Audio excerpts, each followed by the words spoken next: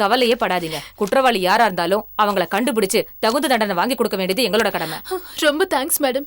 நான் தான் சொன்னேன்னு சுப்பிரமணிக்கோ இளவரசிக்கோ இதெல்லாம் சொல்ல வேண்டாமா? தெரிஞ்சா என்ன கொன்னே போட்டுருவாங்கம்மா. கவலைப்படாதீங்க பாட்டி, இந்த விஷயம் எங்களை தவிர வேற யாருக்கும் தெரியாது. இந்த கேஸை பொறுத்த வரைக்கும் நாங்க நல்லா விசாரிச்சாச்சு.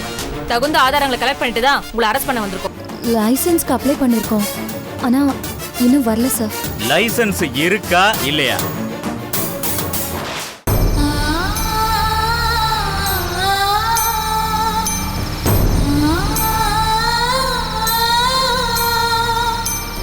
ஹலோ, என்ன பண்றது?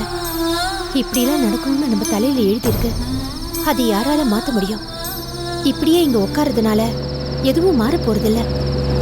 கவி, நீ கவலைப்படாத, எப்படியாவது ஃபீஸை கட்டிடலாம்.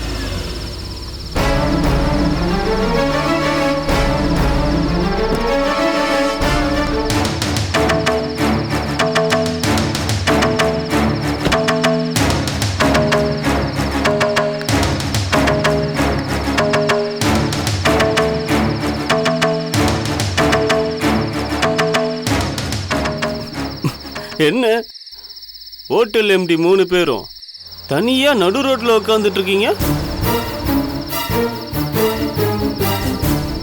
ஹோட்டலை காணோம். இதுக்கு தாண்டி நான் அன்னைக்கே சொன்னேன் என் கூட வந்துருந்தேன். நீ நம்ம பெரிய இவ மாதிரி பேசுன. இன்னைக்கு பாத்தியா நடு ரோட்ல பிச்சைக்காரி மாதிரி உட்கார வேண்டிய நிலைமை வந்துருச்சு. இப்ப கூட ஒண்ணு கெட்டு போகல. நடந்த எல்லாத்தையும் மறந்துட்டு நான் உன்னை ஏத்துக்க தயாரா தான் இருக்கேன்.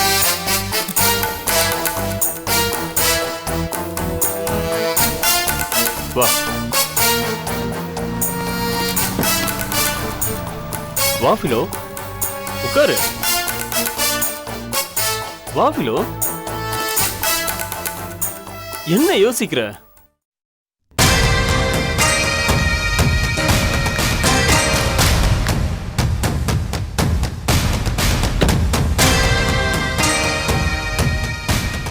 நான் இப்படி பிச்சைக்காரியா நடு ரோட்ல வாழ்ந்தாலும் வாழ்வேனே தவிர உன்ன மாதிரி சந்தேக பேய் கூட பொண்டாட்டியா வாழவே மாட்டேன்.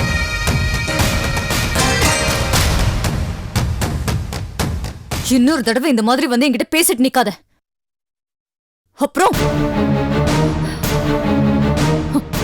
தயவு செஞ்சு கிளம்பு. கிளம்புறேன். ஆனா ஒண்ணு மட்டும் சொல்றேன், உனக்கு இன்னும் 2 வாரம் டைம் தரேன். அதுக்குள்ள நீயா என்கிட்ட வந்தீன்னா நீ எனக்கு ஒய்ஃபா இருப்ப, இல்ல வேற ஒருத்தி எனக்கு ஒய்ஃபா இருப்பா. Congrats Chezhiyan, congrats. உனக்கு இன்னொரு கல்யாணம் நடந்தா இந்த உலகத்திலே சந்தோஷப்படுற முதல் ஆள் நானுதான் இருப்பேன். ஏன்னா இனிமே உன் தொல்லை இல்லாம நிம்மதியா இருப்பேன் பாரு. உன் கடையை புடுங்கி உன்னை நடு தெருவுல நிறுத்தியும் உனக்கு இருக்கிற திமிரு மட்டும் நாடுங்கள. இங்க பாருடி, இந்த கடை மட்டும் இல்ல, இனிமே நீ எந்த தொழில் செஞ்சாலும் உன்னை நான் நிம்மதியா இருக்க விட மாட்டேன்.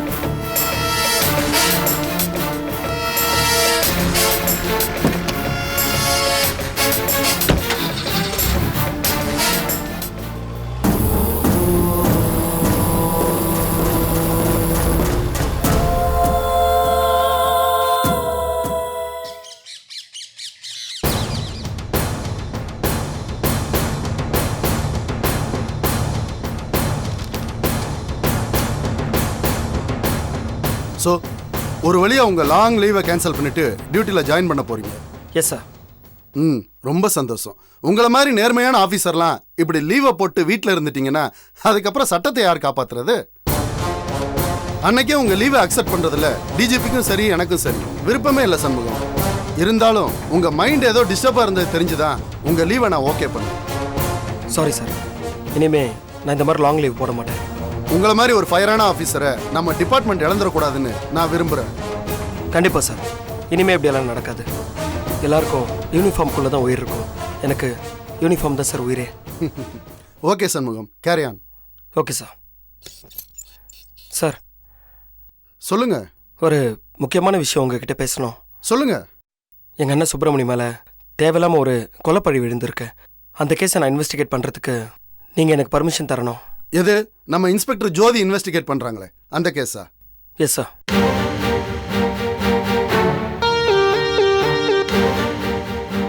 உங்க நேர்மை மேல எனக்கு நம்பிக்கை இருக்கு சண்முகம். இருந்தாலும் இந்த கேஸ்ல சம்பந்தப்பட்டிருக்கிறது உங்க பிளட் ரிலேஷன்ங்கிறதுனால நாளைக்கு மேலிடத்துல இருந்து கேள்விகள் கேட்க வாய்ப்பு இருக்கு.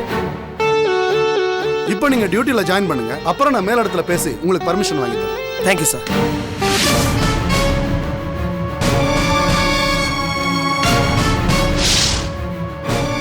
என்னாச்சு மாப்பிள்ள? வீட்டுக்குள்ள வரும்போது இவ்வளவு பதட்டமா வரீங்க? அண்ணனுக்கு ஒரு பிரச்சனை, நான் தம்பி இப்படி பதட்டப்படாமல் இருக்க முடியும்?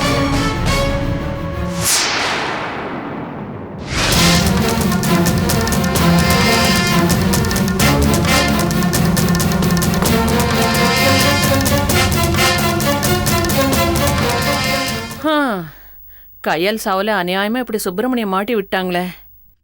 அதை நினைச்சாதான் மனசு கஷ்டமா இருக்கு. சுப்பிரமணிய பார்த்து ஆறுதலா 4 வார்த்தை சொல்லலான்னா என்னால எங்க இந்த காலை வச்சுக்கிட்டு போயிட்டு வர முடியுது? இந்த கொடுமையை செஞ்சது யார் என்னன்னு ஏதாவது தெரிஞ்சுதா மாப்ள? அது அண்ணனுக்கு எதிராக யாரோ செஞ்ச சதி. அது யாரு என்னன்னு கண்டுபிடிச்சு அவங்க கையில விளங்க மாட்ட போட மாட்டேன்.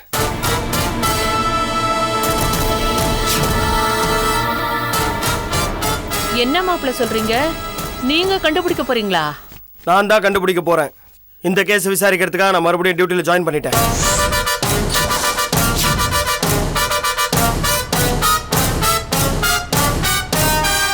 ஈவினிங் லேட் ஆனாலும் ஆகும். ஏதாவது அர்ஜென்ட் எனக்கு ஃபோன் பண்ணு. என்னடி உன் புருஷன் இப்படி சொல்லிட்டு போறாரு? மூக்கு இருக்கிற வரைக்கும் சளி இருக்குன்ற மாதிரி இந்த இளவரசி இருக்கிற வரைக்கும் நமக்கும் பிரச்சனை ஓயாது போல இருக்கே. இப்பதான் கொஞ்ச நாளா இளவரசி தொல்லை இல்லாம நிம்மதியா இருந்தோம். இந்த இளவரசி பிரச்சனை தீர்க்கறதுக்குன்னே உன் புருஷனுக்கு போலீஸ் வேலை கிடைச்ச மாதிரி ஆயிடுச்சு. ஏதாவது பண்ணி உன் புருஷன் அந்த கேஸ்ல இருந்து விலகிற மாதிரி பண்ணணும். இல்லைன்னா கேஸ் விஷயமா இங்க போறோம் அங்க போறோம்னு உன் புருஷனும் இளவரசியும் ஜோடி போட்டு சுத்த ஆரம்பிச்சிருவாங்க.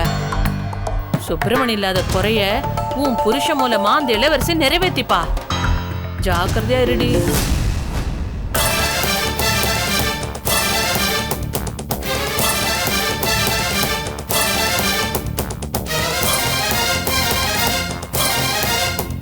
கவலைப்படாதம்மா.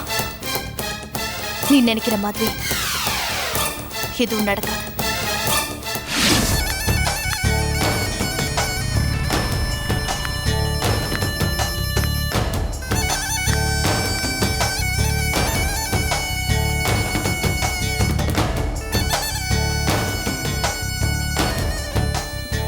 அக்கா, அக்கா, வா ஜெயந்தி. நீ எப்போ வந்த? இப்பதாங்க வந்த. காஃபி ஏதாவது சாப்பிட்றீங்க? அதெல்லாம் ஒண்ணு வேண்டாம்.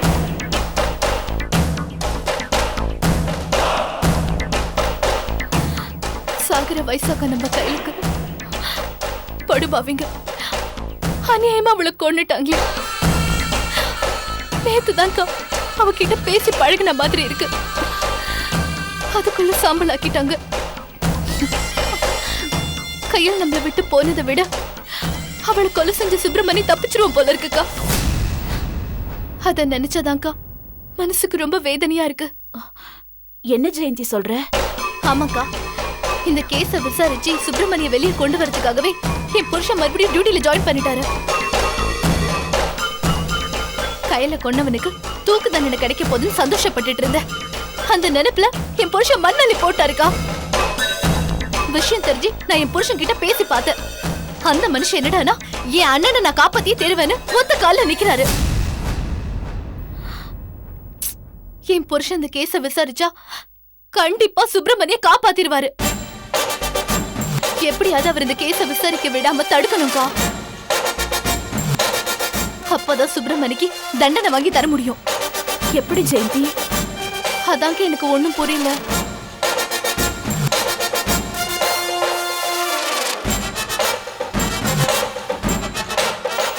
ஜெயந்தி, பூஜாவுக்கு ஃபோன் பண்ணு. அவங்களுக்கு ஃபோன் பண்ணி பண்ணேன்.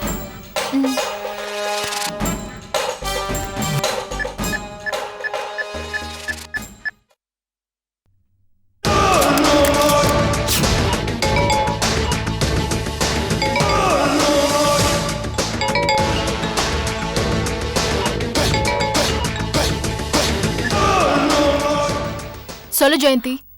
மேடம் இப்போ ஃப்ரீயா இருக்கீங்களா இல்ல பிஸியா இருக்கீங்களா? ஃப்ரீயா தான் இருக்கேன், சொல்லு. ஒன்றும் இல்லை, ஜானகிக்கு உங்ககிட்ட பேசணும்னு சொன்னாங்க. குடு. ஒரு நிமிஷம் மேடம். பூஜா, சொல்லுங்கக்கா. என்னத்த பூஜா சொல்றது? என் தங்கச்சியை கொன்ன கொலைகாரன் அந்த சுப்பிரமணியை காப்பாத்த போறேன்னு சொல்லி மறுபடியும் சண்முகம் டியூட்டில ஜாயின் பண்ணிருக்கானோ. என்னக்கா சொல்றீங்க? ஆமா பூஜா, இப்பதான் ஜெயந்தி வந்து சொன்னா. இல்லக்கா, இந்த கேஸ சண்முகம் விசாரிக்க கூடாது. விசாரிச்சா சுப்பிரமணிய காப்பாத்திடுவான். அதான் பூஜா எனக்கு பயமா இருக்கு. அந்த சுப்பிரமணி தப்பிக்க கூடாது, தூக்குல தொங்கணும். அதை நான் என் கண்ணால பாக்கணும். பூஜா, நீ என்ன அக்கான்னு கூப்பிடுறது உண்மையா இருந்தா அந்த சண்முகம் இந்த கேஸ விசாரிக்காம இருக்கிறதுக்கு நீதான் ஏதாவது பண்ணணும். தயவு செஞ்சு ஏதாவது பண்ணு பூஜா. கவலைப்படாதீங்கக்கா, சண்முகம் இந்த கேஸ விசாரிக்க கூடாதுன்னு சொல்லி கோர்ட்ல உங்க பேர்ல ஒரு பெட்டிஷன் போடலாம். அப்படி செஞ்சா சண்முகத்தை விசாரிக்க விடாம பண்ணிரலாமா? கண்டிப்பாக்கா. கோர்ட் ஆர்டரை மீறி போலீஸால ஒன்னும் பண்ண முடியாது. கோர்ட் சொல்றத போலீஸ்காரங்க கேட்டே ஆகணும். எப்படியோ பூஜா, நம்ம கையில கொண்டு அந்த சுப்பிரமணிய தூக்குல போடணும். அப்பதான் நம்ம கையிலோட ஆத்மா சாந்தி அடையும். கவலையப்படாதீங்கக்கா, அதுக்கு நான் பொறுப்பு. சரிக்கா, நான் நம்ம லாயர் கிட்ட பேசிட்டு உங்களை வந்து பார்க்கறேன். சரி பூஜா.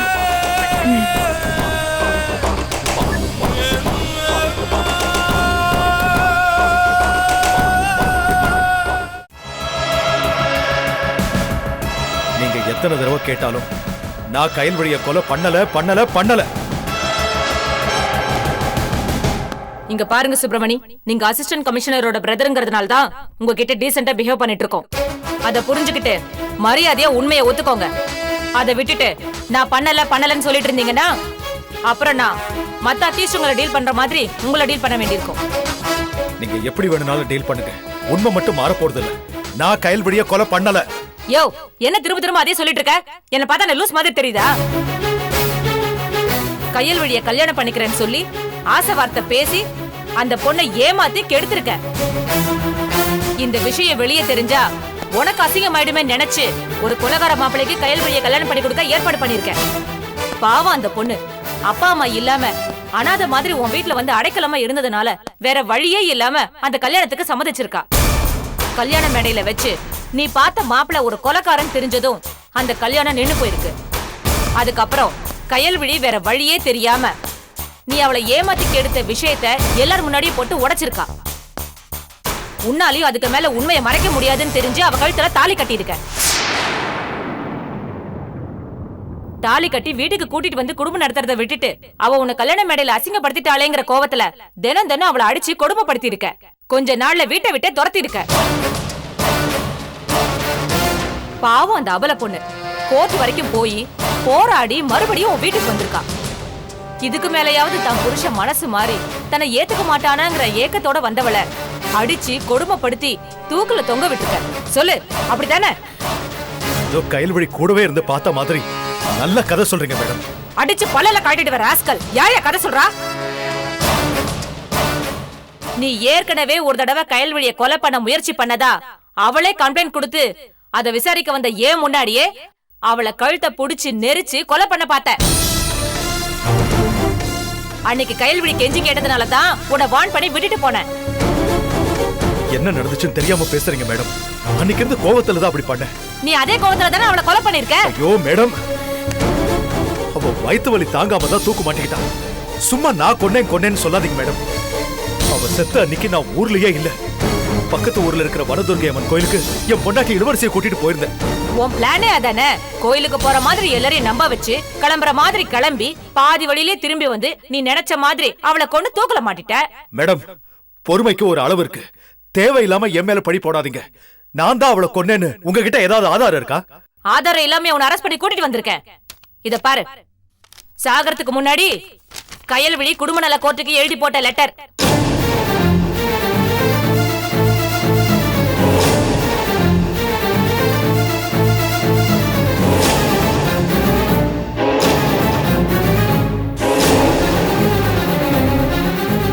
இதுல என்ன எழுதியிருக்கான்னு தெரியுமா?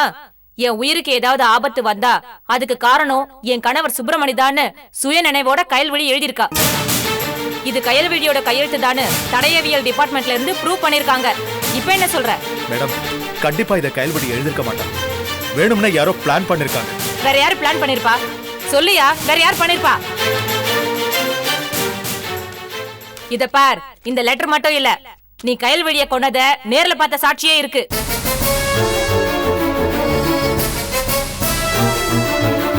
நாளைக்கு நீ கோர்ட்ல பாரு, உன் வண்டவாளத்தை தண்டவாள ஏத்தி உனக்கு தூக்கு தண்டனை வாங்கி கொடுக்கலன்னா நான் இந்த யூனிஃபார்ம் மாட்டினதுக்கு அர்த்தமே இல்ல. பொறுத்திருந்து பாரு.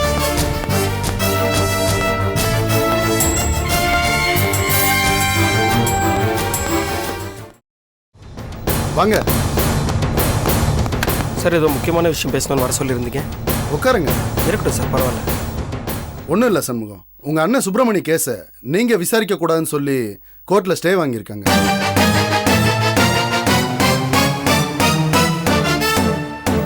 யார் சார்?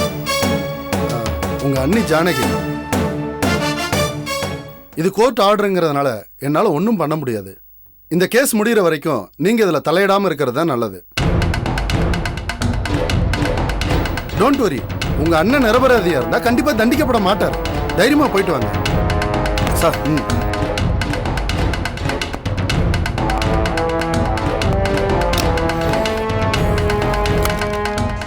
என்ன சண்முகம், கமிஷனர் என்ன சொன்னாரு? உங்க அண்ணனை வெளியே கொண்டு வந்துடலாமா? என்ன சண்முகம் அமைதியாயிட்டீங்க? என்ன சொன்னாரு? சாரி அண்ணி. எதுக்கு? உங்க அண்ணனை வெளியே கொண்டு வர முடியாதுன்னு சொல்லிட்டாரா? சொல்லுங்க சண்முகம். என்ன இந்த கேஸை விசாரிக்க கூடாதுன்னு சொல்லி ஜானிக்கு என்ன கோர்ட்ல ஸ்டே வாங்கியிருக்காங்களா?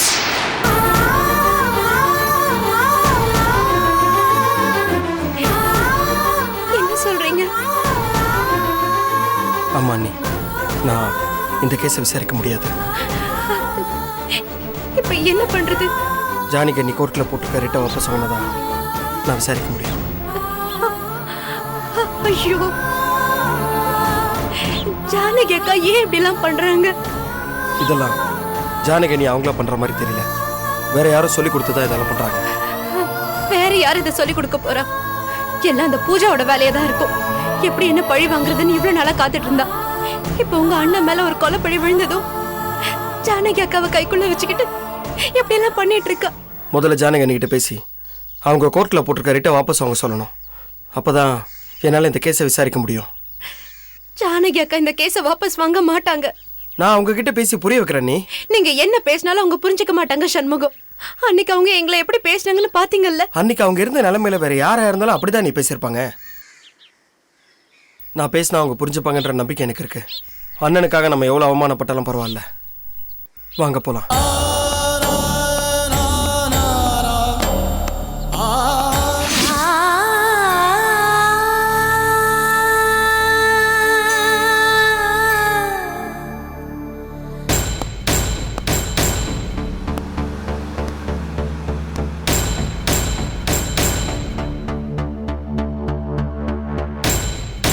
அண்ணி, அண்ணி, அண்ணி.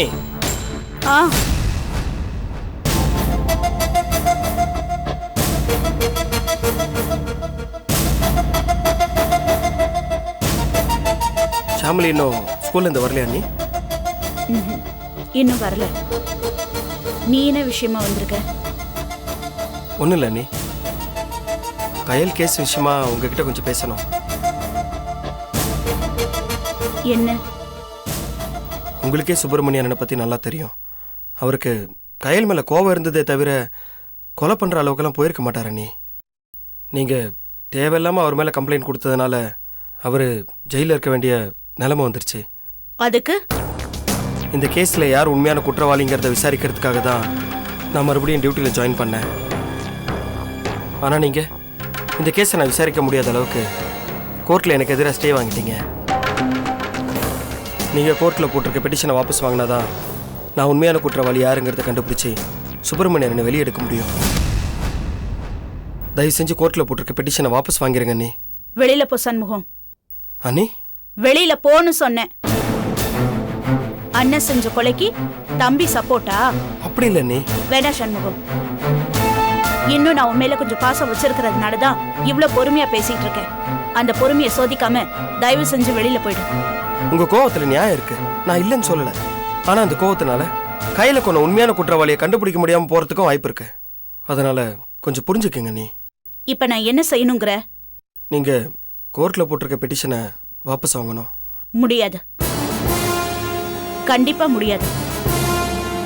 தேவையில்லாம என்ன தொந்தரவு பண்றதை விட்டுட்டு கிளம்பு. கிளம்பு சண்முகம். அண்ணே, ஏன் இப்படி பிடிவாதம் பிடிக்கிறீங்க? இது பிடிவாதம் இல்ல, என் தங்கச்சி அநியாயமா கொண்ட உங்க அண்ணன் மேல இருக்கிற ஆத்திரம். எப்ப பார்த்தாலும் கொன்னான்னு சொல்றீங்க. அவர் கொலை பண்ணதை நீங்க பாத்தீங்களா? நான் பாக்கலதான், ஆனா அந்த ஆண்டவன் பாத்துட்டான். அதனாலதான் இன்னைக்கு உங்க அண்ணன் தண்டனை அனுபவிச்சுக்கிட்டு ஜெயிலுக்குள்ள கிடக்குறான். தயவு செஞ்சு புரிஞ்சு பேசுங்க நீ.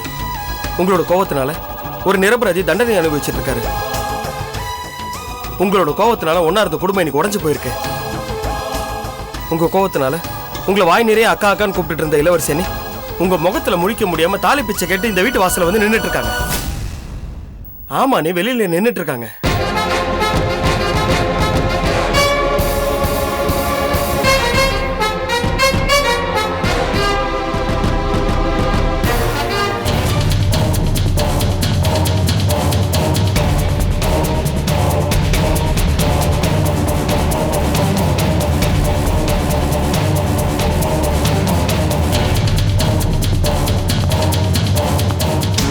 எந்த மூஞ்சியை வச்சுக்கிட்டே இங்க வந்த?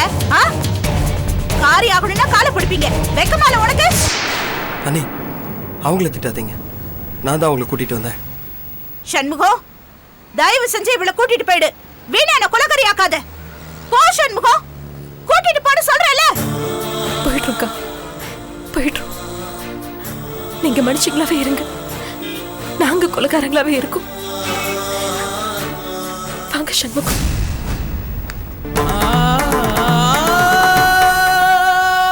ஒண்ணு மட்டும் சொல்றேக்கா, என் புருஷன் நிரபராதின்னு சட்டத்துக்கு தெரியவே இல்லையா? அந்த சாமிக்கு தெரியும். அவர் நிரபராதின்றதை நிரூபிச்சு கூடி சீக்கிரம் அவர் வெளியில வரதான் போறாரு. அப்ப பேசுற நிலைமையில நான் இருப்பேன். எதுவுமே பேச முடியாம கேக்குற நிலைமையில நீங்க இருப்பீங்க.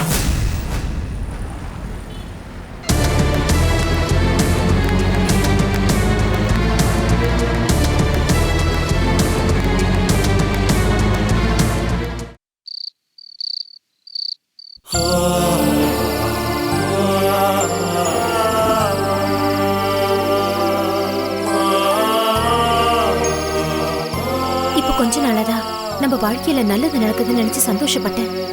அதுக்குள்ள கடவுளுக்கு பொறுக்கல போல இருக்கு. செழியம் பண்ண தப்புக்கு கடவுளை ஏன் குற்றம் சொல்றேன்? துஷ்டனை கண்டா தூர விலகுன்னு சொல்லுவாங்க. நாம அப்படிதான் வாழ்ந்துகிட்டு இருக்கோம். ஆனா நம்ம எவ்வளவு விலகி போனாலும் அந்த செழியன் நம்மள விட மாட்டான் போல இருக்கே.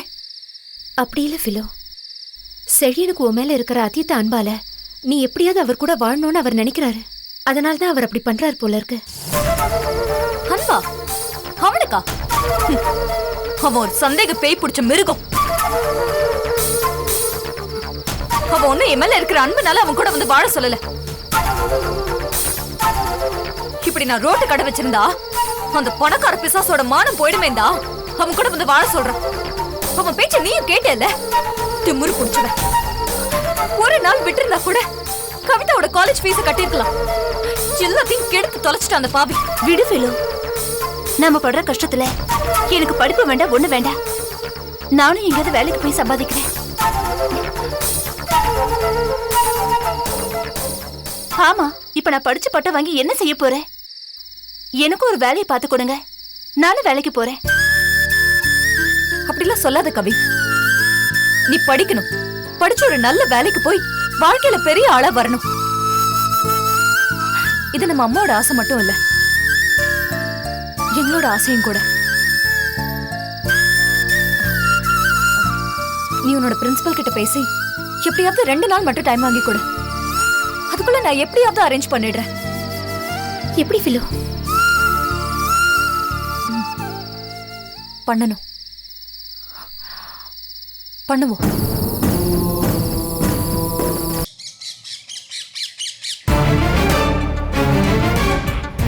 அம்மா, உனக்கு அவருக்கு சாப்பாடு செஞ்சு ஹாட் பாக்ஸ்ல எடுத்து வச்சிருக்கேன். நைட்டு குழம்புக்கு பட்டாணி மட்டும் ஊற வச்சிரு. சரிம்மா. எனக்கு டைம் ஆச்சு, நான் கிளம்புறேன். நீங்க சாப்பிட்டுருங்க. எங்க போறேன்? என்னது? எங்க போறேன்னு கேட்டேன். என்னங்க புதுசா கேக்குறீங்க? வேலைக்கு தான் போறேன். வேலைக்கெல்லாம் போக வேணாம், பேசாம வீட்டில் இரு. ஏன்? நீ அந்த பூஜா கம்பெனிக்கு வேலைக்கு போறது எனக்கு பிடிக்கல.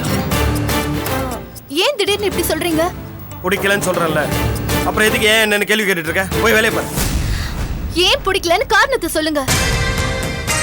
ஏன் காரணம் சொல்லனா வீட்டில் இருக்க மாட்டீங்களோ? இத பாருங்க, நான் வேலைக்கு போறது உங்களுக்கு பிடிக்கலனா ஏன்னு சரியான காரணத்தை சொல்லுங்க. அதை விட்டுட்டு இப்படி தேவையில்லாம சண்டை வர மாதிரி பேசாதீங்க. நீ வேலைக்கு போறத நான் பிடிக்கலன்னு சொல்லல, அந்த பூஜா கம்பெனிக்கு வேலைக்கு போறது தான் பிடிக்கலன்னு சொல்றேன். அதான் ஏன்னு கேக்குறேன். எங்க அண்ணன் ஜெயிலுக்கு போறதுக்கு காரணமா இருந்தவளோட உனக்கு என்னடி பழக்க வேண்டியிருக்கு?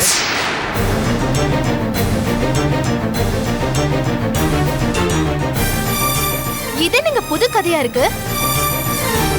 உங்க அண்ணன் செஞ்ச தப்புக்கு தண்டனை அனுபவிச்சுட்டு இருக்காரு, அதுக்கே நீங்க பூஜா மேடத்தை குத்த சொல்லிட்டு இருக்கீங்க. என்னடி உன் பூஜா மேடம் பத்தி எனக்கு தெரியாதுன்னு நினைச்சிட்டு இருக்கியா? உங்களுக்கு என்ன தெரியும் எங்க பூஜா மேடத்தை பத்தி?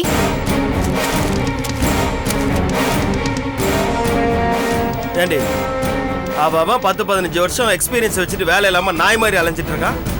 எங்க அண்ணன் கம்பெனிக்கு 3 மாசம் பொட்டலம் அடிக்க போன உனக்கு சீனியர் குவாலிட்டி கண்ட்ரோல் ஆஃபீஸர் வேலை, அதுக்கு 15,000 சம்பளம். அப்பப்ப கம்பெனி பக்கம் எட்டி பார்த்துட்டு போன கையலுக்கு சீனியர் அக்கௌண்டன்ட் ஆஃபீஸர் வேலை, அதுக்கு 12,000 சம்பளம். 10 குறைக்கு கெஸ்ட் ஹவுஸ் வேற. எந்த இழிச்ச வேண்டி கொடுப்பான்? எதுக்கு எதையும் முடிச்சு போட்டு பேசாதீங்க. கையில் மாதிரி பாதிக்கப்பட்ட ஆளுங்களுக்கு எங்க மேடம் ஹெல்ப் பண்றாங்க, அது உங்களுக்கு தப்பா தெரியுதா? சரி, கையில் பாதிக்கப்பட்டவ, அதனால உங்க மேடம் ஹெல்ப் பண்ணாங்க, ஓகே. உனக்கு என்னடி கேடு? கை கால் ஊனமா இருக்கா, இல்லைன்னா தாலி எடுத்துட்டு விதவை அடிக்கிறியா? அவ எல்லாம் காரணமா தாண்டி பண்ணிருக்கா, இல்லைன்னா உனக்கு எதுக்கிட்டே அவ ஹெல்ப் பண்ணோம்? எனக்கு அப்பவே அவன் மேல சந்தேகம் இருந்தது, நான் தான் கேர்லெஸ் ஆயிருந்தேன். ஐயா சாமி, வீட்டுக்குள்ள இருக்கும் போதாவது இந்த போலீஸ்கார புத்திய கைட்டு வச்சிட்டு இருங்க. சும்மா இருக்கிற எல்லார்கிட்டயும் சந்தேகப்பட்டு பேசி எரிச்சல கலப்பிட்டு இருக்காதீங்க. விட்ட பூஜா மேடம் தான் கையில கொண்டு தூக்குல மாட்டி விட்டுட்டு அந்த படி உங்க அண்ணன் மேல போட்டாங்கன்னு சொல்லுவீங்க போல இருக்கு. அவ குணத்துக்கு அவ செஞ்சாலே செஞ்சிருப்பாடி. நாக்கு சும்மா இருக்குங்கிறதுக்காக எதை வேணாலும் பேசிட்டு இருக்காங்க. கையில் மேலையும் ஜாரிகா மேலையும் பூஜா மேடம் எவ்வளவு அன்பு பாசமா வச்சிருந்தாங்கன்னு உங்களுக்கு தெரியுமா? அன்னைக்கு கையலுக்கு வயிற்று வலி வந்தப்ப கூட பூஜா மேடம் தான் அவளை ஹாஸ்பிடல் அட்மிட் பண்ணி எல்லா செலவையும் பார்த்துட்டாங்க. அவங்க அவளை கொல்லணும்? எல்லாம் பண்ண தான் பண்ணிருப்பாரு. என்னடி முனங்கற? ஒண்ணும் இல்ல, எனக்கு வேலைக்கு லேட் ஆச்சு, நான் கிளம்புறேன்னு சொன்னேன். ஏண்டி இவ்வளவு தூரம் நான் சொன்னதுக்கு அப்புறமா அந்த கம்பெனிக்கு நீ வேலைக்கு போறதுல குறியா இருக்கியா? பூஜா கம்பெனிக்கு நீ வேலைக்கு போகணும்னு முடிவு எடுத்துட்டேன்னு வச்சுக்கியே, அப்படியே போயிரு. தப்பி தவறி இந்த வீட்டு பக்கம் காலை வச்சிடாத சொல்லிட்டேன். மாப்பிள, நீங்க இந்த விஷயத்துல தலையிடாதீங்க. என் பொண்டாட்டியா நீ இருக்கணும்னு நினைச்சனா நான் சொல்றதை கேட்டு மரியாதை வீட்டுல இருக்கு. இல்ல உன் விருப்பத்துக்கு தான் நீ இருக்கணும்னு நினைச்சனா பெட்டி படுக்க எடுத்துட்டு வீட்டை விட்டு.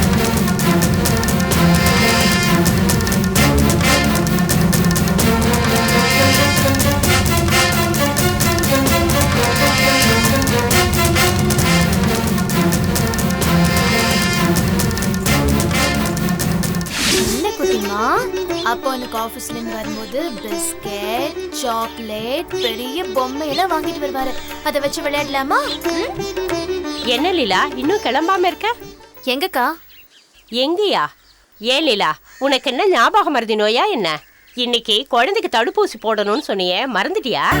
ஆமாக்கா, மறந்தே போயிட்டேன். சரி, குழந்தை கொடு, வீட்டை கூட்டிட்டு வா.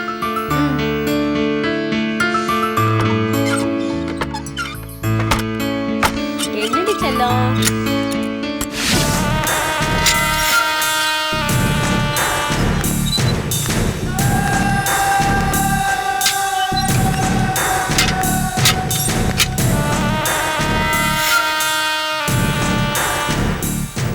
கவலைப்படாதீங்க பெரியப்பா. இனிமே உங்க முகத்துல சந்தோஷம் மட்டும்தான் இருக்கும்.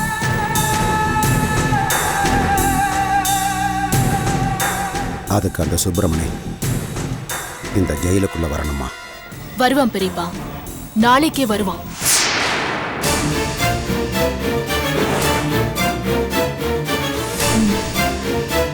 என்னம்மா சொல்ற? ஆமா பெரியப்பா, என்னையோட போலீஸ் என்கொயரி முடியுது.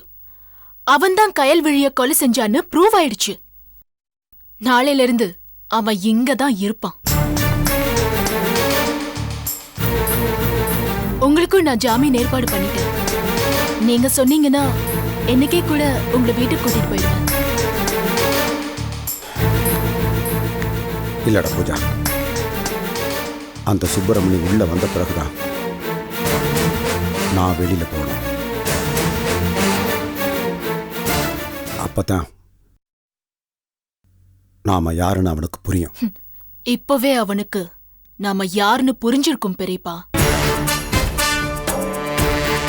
எல்லா டிவி நியூஸ் பேப்பர்லயும் அவன் பேரை நாரடிச்சிட்டான்.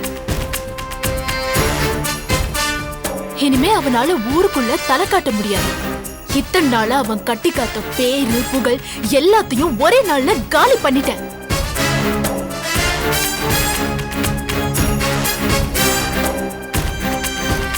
நாம நினைச்ச மாதிரியே அந்த சுப்பிரமணி ஜெயிலுக்குள்ள கிடப்பான். அவன் பொண்டாட்டி இளவரசி பிச்சைக்காரி மாதிரி தெரு தெருவா அலைவா.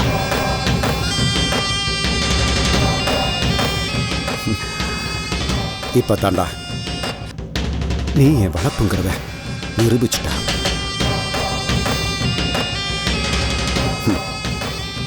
இத்தோட அந்த சுப்பிரமணியோட வம்சமே அழியணும்.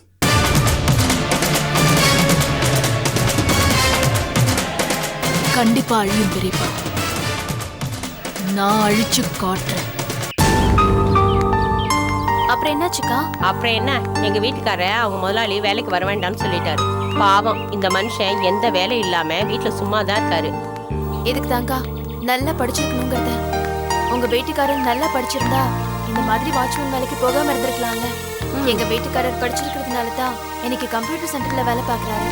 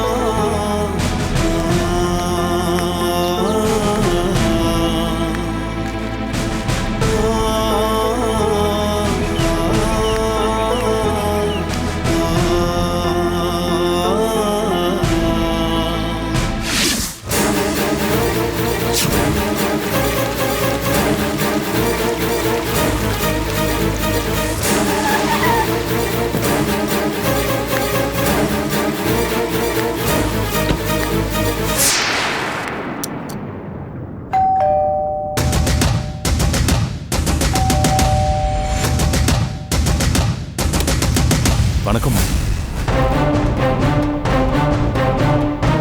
நான் மட்டும் தான் வந்தேன். அப்பா இருக்காங்களா? வெளியே போயிருக்காரு. உள்ளவான்னு கூப்பிட மாட்டீங்களா? ஐயோ, அப்படியெல்லாம் ஒண்ணும் இல்ல. உங்களை நான் எதிர்பார்க்கவே இல்ல. அதான் உள்ள வாங்க. வாங்க உட்காருங்க. Hello sir. ஹலோ, எப்படிமா இருக்கீங்க? நல்லா இருக்கேன். நீங்க எப்படி இருக்கீங்க? கொஞ்ச நாள் முன்னாடி வரைக்கும் ரொம்ப சந்தோஷமாவும் நிம்மதியாவும் தான் இருந்தேன். இப்பதான் அந்த சுப்பிரமணி எல்லாத்தையும் கெடுத்துட்டாங்க. குருபவன் ஸ்வீட்ஸ்னா ஊருக்குள்ள ஒரு தனி மரியாதையும் கௌரவமும் இருந்துச்சு. அது எல்லாத்தையும் அந்த சுப்பிரமணி கெடுத்து நாசமாக்கிட்டான். ஊருக்குள்ள தலை காட்ட முடியலம்மா. வருத்தப்படாதீங்க. நீங்க இப்படி வருத்தப்படுறத பார்த்தா எனக்கே கஷ்டமா இருக்கு. அதை எப்படிமா வருத்தப்படாம இருக்க முடியும்? குருபவன் ஸ்வீட்ஸை உருவாக்குறதுக்கு நான் எவ்வளவு கஷ்டப்பட்டிருப்பேன்னு உங்களுக்கே நல்லா தெரியுமா? ஆனா அந்த படுவாவி ஒரே நாள்ல எல்லாத்தையும் இடிச்சு தரமட்டமாக்கிட்டானேம்மா. என் குழந்தைய காப்பாத்தி கொடுத்த ஒரே காரணத்துக்காக அந்த கொலகாரனை நம்பி என் பிசினஸ் மொத்தத்தையும் ஒப்படைச்சது எவ்வளவு பெரிய தப்புன்னு இப்பதான் எனக்கு புரியுது. அங்கிள், உங்களுக்கு ஒரு விஷயம் தெரியுமா? உங்க குழந்தைய கடத்தினதே அந்த சுப்பிரமணி தான். என்னம்மா சொல்றீங்க?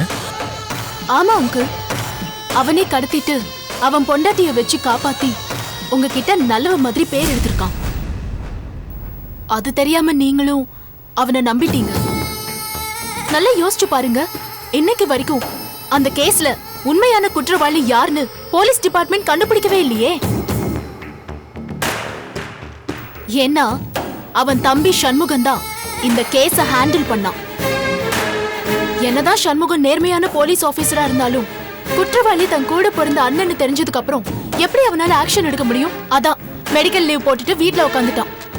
ஆமா பூஜாமா, நீங்க சொல்றதெல்லாம் வச்சு பார்க்கும்போது எல்லாமே அந்த சுப்பிரமணியோட திட்டம் தானே இப்பதாம்மா எனக்கு புரியுது.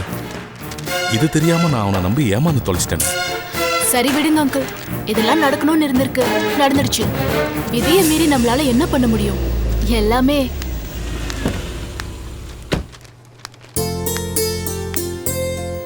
வாடா குரு. என்னது இது அதிசயமா இருக்கு? வணக்கம் சார். எப்படா வந்த ஊர்ல இருந்து? நேத்து வந்து சார். இருக்கட்டும், உட்கார். இருக்கட்டும் சார். உட்காரியா? பரவாயில்ல சார். உட்காருங்கிறல்ல. எப்படா இருக்க? இருக்கேன் சார். நடக்கிறதெல்லாம் நானும் பார்த்துக்கிட்டு தாண்டா இருக்கேன். இப்படி எல்லாம் நடக்கும்னு நான் நினைக்கவே இல்லடா. என்ன பண்றது, என் விதி அப்படி. அந்த சுப்பிரமணி உன் பிசினஸ் எல்லாம் நல்லா தாண்டா பார்த்துக்கிட்டு இருந்தான். ஆனா சொந்த வாழ்க்கையில தான் இப்படி மோசமா இருந்திருக்கான். இல்ல சார், அந்த திருட்டு ராஸ்கல் பிசினஸ்லயும் நிறைய ஃப்ராட் பண்ணிருக்கான் சார்.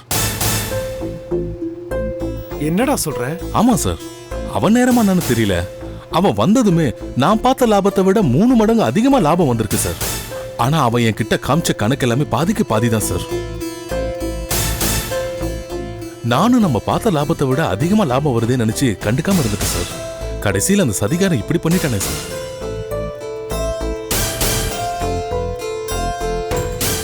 அந்த சுப்பிரமணி இவ்வளவு பெரிய சீட்டிங் பண்ணிருக்கான். ஆனா ஆளை பார்த்தா நல்லவனா தெரியறானே. நானும் அதை நம்பிதான் சார் ஏமாந்துட்டேன். சரி விடுறா, இனிமேலாவது உன் பிசினஸை நீயே உட்காந்து பாரு, அதான் சரியா வரும். இல்ல சார், எனக்கும் என் ஒய்ஃபுக்கும் கனடா தான் சார் செட் ஆயிருக்கு. என் குழந்தைக்கு இங்க வர விருப்பமே இல்ல சார். அப்படின்னா இந்த பிசினஸ் என்னடா பண்ண போற? இப்போ நான் இங்க வந்ததே அது விஷயமா உங்கள்கிட்ட பேசுறதுக்காக தான் சார். என்கிட்ட பேசவா? ஆமா சார். எப்படி நாங்க இங்க வரப்போறது இல்ல, வேற யாராவது ஒருத்தர்கிட்ட இந்த பிசினஸ் ஒப்படைச்சிட்டு போலான்னு பார்த்தா அவனும் இந்த சுப்பிரமணிய மாதிரி ஏமாத்திரோன்னு பயமா இருக்கு சார். அதனால என்னோட மொத்த ஸ்வீட் ஸ்டாலையும் உங்ககிட்டயே வித்துட்டு போயிடலான்னு முடிவு பண்ணிருக்கு சார்.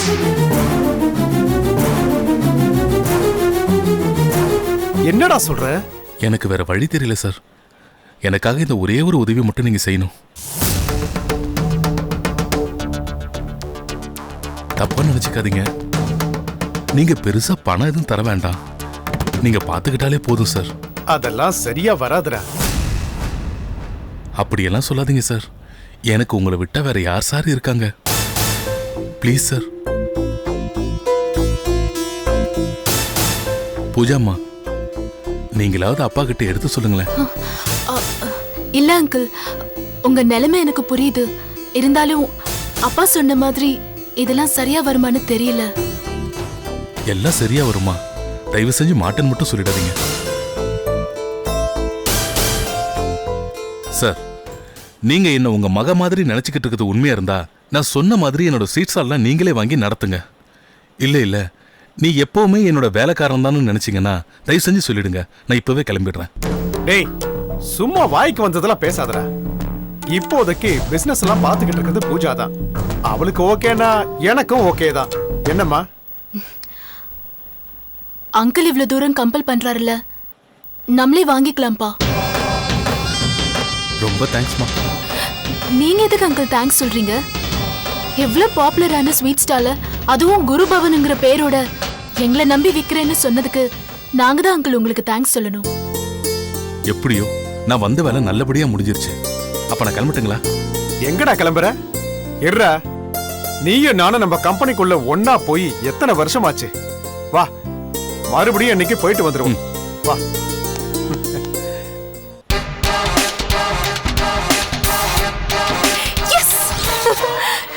ஜூலி, இப்போ எனக்கு இருக்கிற சந்தோஷத்துக்கு ரெண்டு கையையும் ரெக்க மாதிரி விரிச்சு வானத்துல பறக்கிற மாதிரி இருக்கு. அதெல்லாம் சரிதான் பூஜா. சுப்பிரமணியம் லாபத்துல தப்புக்கான காட்டினான்னு குருமூர்த்தி சொல்றாரே, அதெல்லாம் உன்னோட வேலை தானே? இது கூடவா உனக்கு இவ்ளோ லேட்டா புரிஞ்சுது? குருமூர்த்திக்கு சுப்பிரமணி மேல சந்தேகம் வர வச்சு கணக்கு வழக்க பார்க்க வச்சதே நான் தான். ஏற்கனவே சொன்னேனே, நம்ம ஆள் ஒருத்தன் குருபவன் ஸ்வீட்ஸ்ல வேலைக்கு சேர்ந்திருக்கான்னு. அவனை வச்சுதான் தப்பு கணக்க காட்ட வச்சேன். நீ பெரிய கில்லாடி பூஜா. சரி சரி, முதல்ல இந்த சந்தோஷத்தை கொண்டாடணும். ஃப்ரெண்ட்ஸ் எல்லாருக்கும் ஃபோன் பண்ணி பார்ட்டிக்கு அரேஞ்ச் பண்ணு. ஓகே.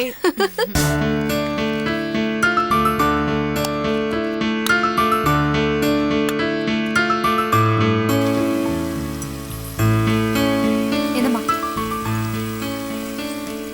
இந்தா. வேண்டாம் ஃபிலோ, வச்சுக்கோ. எனக்கு எதுக்கு? ஏதாவது அவசரத்துக்கு தேவைப்படும், வச்சுக்கோ. எப்படியாவது உன் பிரின்சிபல் கிட்ட பேசி 2 நாள் மட்டும் டைம் வாங்கிட. அதுக்குள்ள நான் எப்படியாவது அரேஞ்ச் பண்ணிடுறேன். பேசி பாக்குறேன். அவங்க என்ன சொல்லுவாங்கன்னு தெரியாத. போயிட்டு வரேன். சரி, பார்த்து போயிட்டு வரேன்.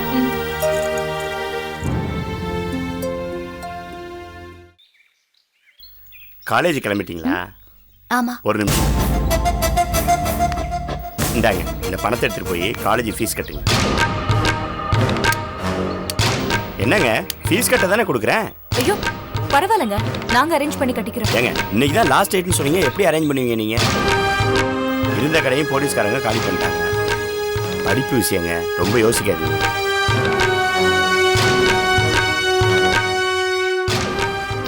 குடிங்க. இல்ல, நாங்க அரேஞ்ச் பண்ணிடுவோம். ஏங்க, நீங்க ஒண்ணு என்கிட்ட சும்மா வாங்க வேண்டாங்க. உங்க அட்வான்ஸ் படத்துல இருந்து நான் கடனா தரேன். எப்போ உங்களுக்கு கிடைக்குமோ அப்ப திருப்பி கொடுங்க.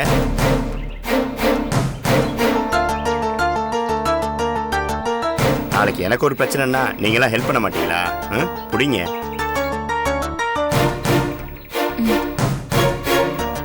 வாங்கிக்கோங்க. முதல்ல போய் ஃபீஸை கட்டுங்க. போங்க.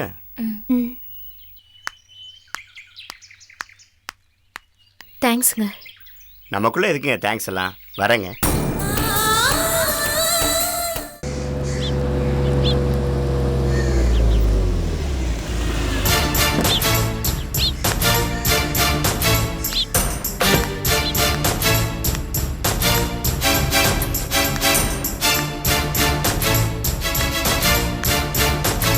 இளவரசி, இளவரசி.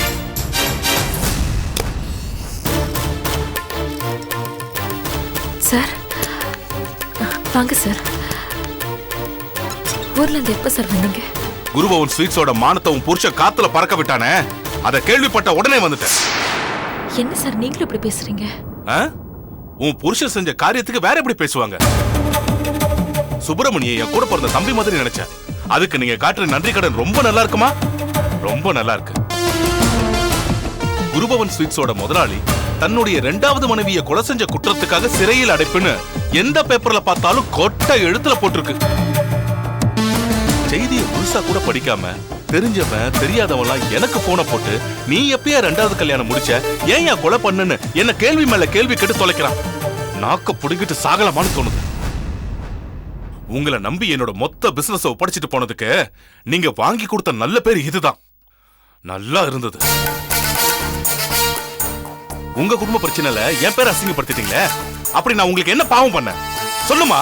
நான் என்ன பாவம் பண்ணேன்? உங்ககிட்ட பிசினஸ் கொடுத்தது தப்பா? எதையோ குளிப்பாட்டி நடு வீட்டுல வச்ச கதையா? ஒரு கொலைகாரனை நம்பி என்னுடைய மொத்த பிசினஸ் ஒப்படைச்சேன் பாரு, என் புத்திய செருப்பாலே அடிச்சு. போதும் சார், போதும். என் புருஷ கொலை பண்ணதை நீங்க பாத்தீங்களா? அதான் ஊரே சொல்லுதே, நான் வேற பாக்கணுமா? ஊர் 1000 சொல்லு சார், நீங்க பாத்தீங்களா? ஏதோ அவர் தலையெழுத்து. அவர் சொந்த வாழ்க்கையில இப்படி ஒரு பிரச்சனை. ஆனா அவர் பிசினஸ்ல கரெக்டா தானே சார் இருந்தாரு. மாசம் மாசம் கணக்கெல்லாம் கரெக்டா காமிச்சு உங்களுக்கான லாப பணத்தை அனுப்பிச்சுட்டு தானே இருந்தாரு. கிழிச்சார். மாசம் பொய் கணக்கு காட்டி என்னுடைய பணத்தை உன் புருஷன் சுருட்டது இல்லாம என்னுடைய ஸ்வீட் ஸ்டாலை யூஸ் பண்ணி அவன் தனியா தயாரிச்ச லோக்கல் ஸ்வீட்ஸ் வச்சு வித்திருக்கான். திருட்டு ராஸ்கல். என்ன சார்? வேணாம் சார், வாய்க்கு வந்தபடியெல்லாம் பேசாதீங்க சார். அதான உண்மை. என் வீடு தேடி வர எந்த பிச்சைக்காரங்களையும் நான் பட்னியா அனுப்புறது இல்ல. யார பார்த்து நீ பிச்சைக்காரன்னு சொல்ல?